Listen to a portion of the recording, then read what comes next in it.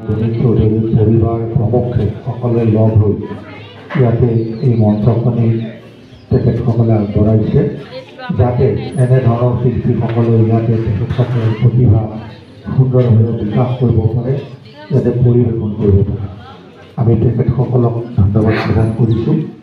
আৰু এতিয়া মঞ্চদাতাৰ পৰিয়ালৰ তৰফৰ পৰা আৰু আজিৰ এই অনুষ্ঠানৰ আমাৰ প্ৰজ্বলক বন্তি প্ৰজ্বলক ডক্টৰ গুণেন্দ্ৰনাথ চৌধুৰী আপোনালোকে জানে, তেখেতে পৰীক্ষা নিয়ন্ত্ৰক হিচাপে কাম কৰি আছে কটন বিশ্ববিদ্যালয়ত। তাৰোপৰি তেখেতৰ এই অধ্যাপনা বিষয়ত যথেষ্ট আগতে অভিজ্ঞতা আছে। বিহু কলেজত ভালেমান বছৰ তেখেতে অধ্যাপক হিচাপে কাম কৰাৰ পিছত ইয়াতে কটন বিশ্ববিদ্যালয়লৈ আহিছে আৰু বিভিন্ন কৰ্মব্যস্ততাৰ মাজত থাকিও ইয়াতে এই মঞ্চখন নিৰ্মাণ হৈ থাকোঁতে তেখেতে কেতিয়াবা 9টা বজাতো আহি পৰ্যবেক্ষণ কৰি যায় আৰু সদায় খবৰ লৈ আছে কিবা অভাৱ হৈছে নেকি, টকা পইচাৰ কিবা অসুবিধা হৈছে নেকি। তেনেকৈ আমাক সহায় কৰাত সঁচাকৈ আমি অভিভূত হৈছোঁ। তেখেতৰ আজি ভাষা হিচাপে নকওঁ, প্ৰায়বিলাক মানুহে ব্যস্ত আছে, মনৰ যিটো অনুভৱ সেইখিনিৰ বিষয়ে কোৱাৰ কাৰণে মই অনুৰোধ জনাইছোঁ। নমস্কাৰ। আজি ইয়াৰ সভাৰ সভাপতি মহোদয়, মুখ্য অতিথি হিচাপে উপস্থিত থকা কটন বিশ্ববিদ্যালয়ৰ উপাচাৰ্য ডক্টৰ ৰমেশ চন্দ্ৰ ডেকা ছাৰ, আমাৰ আজি সৌভাগ্য এনেকুৱা এখন অনুষ্ঠানৰ উপাচাৰ্য এজনক যে আমি আমাৰ মাজত পাইছোঁ। আৰু নিশ্চয় তেখেতক কিবা কমিটিৰ ফালৰ পৰা ভালকৈ কোৱাৰ কাৰণে চাগে তেখেতে সময় দিব পাৰিছে, কাৰণ তেখেত ব্যস্ত মানুহ। তাৰপাছত মোৰ কাষত বহি আছে মঞ্জিত কুমাৰ ভট্টাচাৰ্য প্ৰফেচাৰ, তেখেতো ডিন ষ্টুডেণ্টছ ৱেলফেয়াৰ কটন ইউনিভাৰ্চিটিৰ। মোৰ ফালৰ পৰা তেখেতক মই নিমন্ত্ৰণ কৰিছিলোঁ। আজিৰ সভাত উপস্থিত থকা বয়োজ্যেষ্ঠসকল আৰু বেছিভাগ মই চিনি পাইছোঁ কৃষ্ণনগৰ আমাৰ জ্যেষ্ঠ নাগৰিক মঞ্চৰ মানুহখিনি। আৰু আজি অৱশ্যে খোলা দিন কাৰণে অকণমান মানুহৰ উপস্থিতি অলপ হ'লেও কমিছে। বিহুৰ মাজত হোৱা হ'লেতো আৰু বহুত বেছি আমি উপস্থিতি পালোহেঁতেন। ল'ৰা ছোৱালী কিছুমান মোক মানে স্কুল আজি খুলিছে কাৰণে যাবলগীয়া হ'ল। মইনো কি মোৰ অনুভৱৰ কথা ক'ম, বস্তুটো অকস্মাত হোৱা এটা কথা আচলতে, খুব অকস্মাত। কৃষ্ণনগৰ অঞ্চলৰ মানুহখিনিয়ে প্ৰথম দিনা আমাৰ ঘৰলৈকে গ'ল, যিদিনাখন মই লগ নাপালোঁ। কি বিচাৰিছে সেইটোও ভালকৈ ধৰিব নোৱাৰিলোঁ আচলতে, মাৰ আগত কৈ থৈ আহিছিলে। তাৰ নেক্সট ডে আমি যেতিয়া কথা পাতিলোঁ, সত্যেন তালুকদাৰ, তেখেত মোৰ খুৰা বুলিয়ে মাতোঁ তেখেতক, যদিও কটন ইউনিভাৰ্চিটিত তেখেতে বিশেষ কৰ্তব্যৰত বিষয়া হিচাপে কাম কৰি আছে। মহেশ মহন্ত খুৰা আছে। মানে তাৰপিছত মই পটককৈ আমি ডিচিশ্যন ল'লোঁ কথাটো যে যিহেতু সঁচাকৈ মানুহখিনি বিচাৰি আহিছে দেউতাৰ বিষয়ে, দেউতাৰ কিবা এটা স্মৃতি জুলমীয়া কৰি ৰখাৰ কাৰণে, আমি সেইকাৰণে লগে লগে য়েছ বুলিয়ে ক'লোঁ কথাটো যে হ'ব, আমি যিমান পাৰোঁ সহায় কৰিম। 3 মাহমানৰ ভিতৰত মোটামুটি মঞ্চখন এনেকৈ ধৰণে প্ৰস্তুত হৈ উঠিব বুলি আমি সপোনো ভবা নাছিলোঁ। আৰু আচৰিত কথা, মঞ্চখন আধা হৈ থাকোঁতে শিল্পী দিৱসৰ দিনা এখন পূৰ্ণাংগ নাটক মঞ্চস্থ হৈ গৈছিলে এই মঞ্চখনত। সেইটোহে খুব আচৰিত কথা। তাৰমানে প্ৰায় 3 ঘণ্টীয়া নাটকখন গোটেইখনত মই বহি আছিলোঁ সন্মুখত। খুব ভাল লাগিছিল সেইদিনাখন। তাৰপিছত যেতিয়া দেখা পালোঁ যে এনেকৈ আমাৰ উদয়ন সংঘত এই গানৰ প্ৰেক্টিচ এটা চলে, মিউজিকৰ টিচাৰ এজন আছে, ৰাতি ৰাতি মই আহোঁ কেতিয়াবা চাবলৈ কি হৈ আছে, তেতিয়া দেখা পাওঁ তাতে চলি আছে যে সম্পূৰ্ণ বোলে বিনামূলীয়াভাৱে মিউজিক চলি আছে ইয়াতে। সেইবোৰ যাতে লাহে লাহে বাঢ়ে, আমি সেইটোৱে আশা কৰোঁ। অন্ততঃ নৃত্যৰো যদি প্ৰশিক্ষণ ইয়াত দিয়া হয়। ইয়াতে আমাৰ সন্মুখত কবিতা তালুকদাৰ বহি আছে। কবিতা তালুকদাৰ বুলি ক'লে ইয়াতে মানে ইয়াত বুলি কথা নাই, গুৱাহাটী ইউনিভাৰ্চিটিত বেষ্ট ছিংগাৰ আছিলে এটা সময়ত। এতিয়া নানান ব্যস্ততাৰ কাৰণে কমি গৈছে চাগে, টিভি চিভিত ইমান দেখা নাপাওঁ আজিকালি। গতিকে তেওঁলোকেও যদি সহায় কৰে, আমাৰ এইখিনি অঞ্চলৰ ল'ৰা ছোৱালীখিনি উঠি যোৱাটো আমি বিচাৰোঁ। অন্ততঃ যিকোনো ৰামকৃষ্ণ তালুকদাৰ, তেখেত আজি উপস্থিত নাই, তেখেতৰ কথা ক'লে সাহিত্য একাডেমী বঁটা পোৱা এজন মানুহ, ওচৰতে ঘৰ, সত্ৰীয়া সংস্কৃতি পাইছিলে। গতিকে এইখিনিত মানে কিমান যে প্ৰতিভা লুকাই আছে তাৰমানে আমি ভাবিব নোৱাৰা কথা।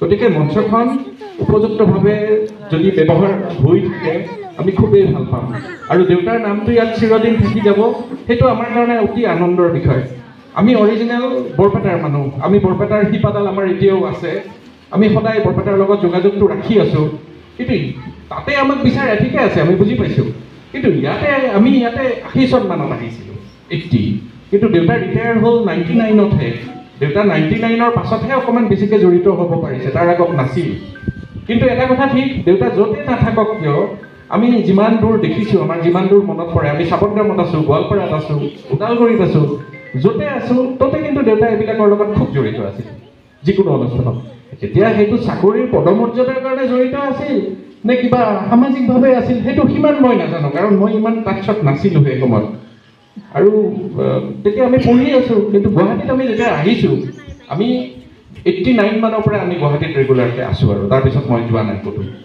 89ৰ আগৰখিনি কিন্তু দেউতা বিভিন্ন অনুষ্ঠানত এনেকৈ জড়িত হৈ থকা দেখিছিলোঁ আমি গোৱালপাৰাত 5 বছৰ আছিলোঁ গোৱালপাৰাত এনেকুৱা এটা অনুষ্ঠান নাই য'ত নেকি দেউতা জড়িত নাছিল গতিকে তাৰপাছত লাহে লাহে আহি দেউতা যেতিয়া ইয়াতে কৃষ্ণনগৰৰ মানে বাসিন্দা হ'লোঁ তাৰপাছত দেউতা মানে ঘৰতে নাথাকে মানুহটো মানে এনেকৈ ঘূৰি থাকে খালি পৰীক্ষা আহিল মানে চবৰে খবৰ ল'ব যোৱা গতিকে সেইকাৰণে চাগে মানুহখিনি বিচাৰিছে বুলি ভাবিছোঁ আৰু আমাৰো সৌভাগ্য এনেকৈ বিচাৰি যোৱাৰ কাৰণে আমি যে এইখিনি দিব পাৰিছোঁ সেইটো আমাৰ কাৰণে মই বা আমাৰ মায়ে বা দেউতাৰ স্মৃতি আমি ক'ত ৰাখিব পাৰিলোহেঁতেন সমাজৰ মানুহখিনি বিচাৰিছে কাৰণেহে আমি ৰাখিব পাৰিছোঁ গতিকে এইখিনি কৈছোঁ দেউতাৰ কথানো কি ক'ম আৰু এতিয়া আমাৰ জ্যেষ্ঠ নাগৰিকৰ যিখন আমাৰ কিতাপ এখন ওলাইছিল সেইটোতো খুব খুব ৰেয়াৰ এনেকুৱা দুটাখনকৈ ওলালে চাগে এতিয়া এনেকুৱা খণ্ড হিচাপত ওলাইছে তাৰে জীৱনী এটা আছে দেউতাই নিজে লিখা মই জীৱনীটো জেৰক্স কপি এটা মই ভিজি ছাৰৰ কাৰণে আনিছোঁ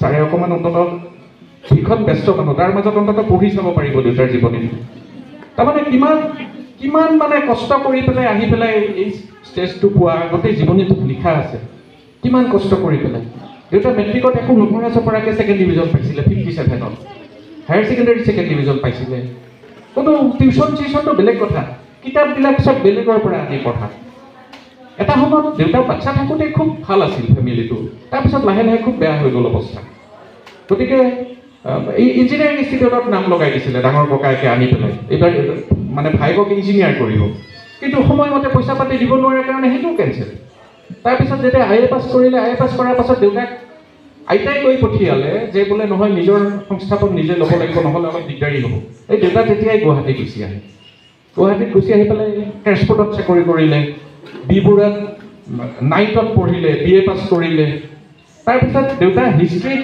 MA-টো এডমিশ্যন লৈছিলে ইউনিভাৰ্চিটিত MA-ত এডমিশ্যন লৈ তাতো সেইটো আধা পঢ়া হ'ল তেতিয়া কিন্তু দেউতা ট্ৰেন্সপৰ্টত চাকৰি কৰে তাৰপিছত গৈ পেলাই ফুড এণ্ড চিভিল ছাপ্লাইলৈকে গ'ল গতিকে তেনেকৈ দেউতা বিভিন্ন অঞ্চলত এনেকৈ আৰু কি মানে অংক তেওঁতো আৰ্টছৰ মানুহ হায়াৰ ছেকেণ্ডেৰীটো আৰ্টছ আছিলে কিন্তু আমাক অংক চংক মেট্ৰিকলৈকে দেউতাই পঢ়াইছিলে ইংৰাজী ড্ৰাফটিং দেউতা ৰিটায়াৰ হোৱাৰ পাছতো কিমান দূৰৰ পৰা চৰকাৰী কেছবিলাকত মানুহবোৰ আহে ড্ৰাফটিংবিলাক দেউতাই কণ্টিনিউৱাছ মুখেৰে কৈ যায় তেওঁলোকে লিখি যায় আমি ভাবোঁ ৰিটায়াৰ হোৱাৰ ইমান দিন পাছত কিয় মানুহ আহি আছে বোলে নহয় কেছবিলাকত বস্তু লিখিব লাগে আমিতো সিদিনাখনলৈকে কিবা অলপ ক্ৰিটিকেল কথা লিখিব লগা হ'লে আমি ড্ৰাফটটো কৰোঁ দেউতাক দেখুৱাওঁ দেউতাই গোটেইখন কাটে আকৌ নতুনকৈ লিখি দিয়ে তেনেকুৱা ধৰণৰ আছে মোৰ বিজনেছেও একে কিবা অলপ টান কথা লিখিব লগা হ'লে দেউতাক দেখুৱাইছিলোঁ আমি সদায় ড্ৰাফটিং সদায় দেউতাই চাই দিছিলে অংক দেউতাই ছবি আঁকিছিলে দেউতাই অঁকা কিছুমান সৰু সৰু ছবি আমাৰ আলমাৰীত এতিয়াও আছে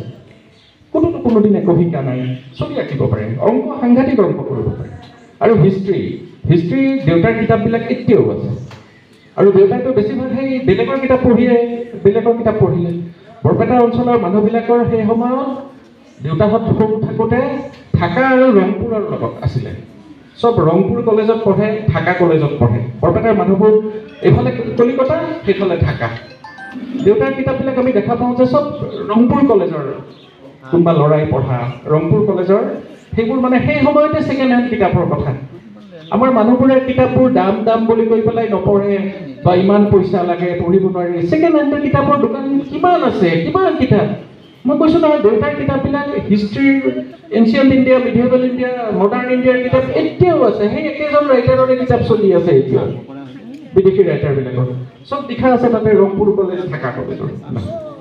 গতিকে তেনেকৈ মানুহ পঢ়িব পাৰিতো পইচা মানে টকা পইচা এইটো কোনো অন্তৰায়ে নহয় এইবিলাক ক্ষেত্ৰত। মই দেউতাৰ পৰা এইবোৰ প্ৰমাণ পাইছোঁ নহয়। আৰু দেউতা অসম্ভৱ জেদী আছিলে, খুব জেদী, বিৰাট জেদী। এতিয়া সেইটোক যদি কোনোবাই অহংকাৰ বুলি কয় নাজানো আৰু অহংকাৰ লাগে মানুহক, তেতিয়াহে নিজস্বটো থাকিব। যদি অহংকাৰে নাথাকে কি থাকিল? খুব মিতব্যয়ী আছিলে, বিৰাট কষ্ট কৰি দেউতাই ৰিটায়াৰমেণ্টৰ টাইমত প্ৰথম আমি গাড়ী কিনিছোঁ 99ত, তাকো ছেকেণ্ড হেণ্ড গাড়ী। আমাৰ গাড়ীয়ে নাছিলে, আমি গাড়ীত উঠি পোৱা নাছিলোঁ। তেনেকৈ আমাক ডাঙৰ কৰিছিলে। সেইকাৰণে আমি পইচাৰ সেইটো বুজি পাওঁ। লাহবিলাকত আমাক তেনেকৈ কোনোদিন ৰখা নাছিলে, হাতত পইচা দিয়া নাছিলে দেউতাকে। চুইংগাম লাগে, আমি যেতিয়া ফাৰ্ষ্ট NP চুইংগাম দেখা পাওঁ দেউতাই বান্দোনেৰ সৈতে আনি দিয়ে ঘৰত, কিন্তু মই এটকা এটা লৈ চুইংগাম মই কিনিব নোৱাৰিম, মোক নিদিয়ে। সেইটো আমাৰ এলাও নহয়। তেনেকুৱা ধৰণৰ। গতিকে সেইখিনিয়ে কথা, আমাক যিখিনি শিক্ষা দিছে আৰু আমি তেনেকৈ কৰি গৈছোঁ আৰু। গতিকে বেছি দীঘলীয়া নকৰোঁ আজি, একদম খোলা বাৰ বহুতৰ চাকৰি বাকৰি কথা আছে। মই এইখিনি কৈ মোৰ ভাষণ সামৰণি মাৰিছোঁ।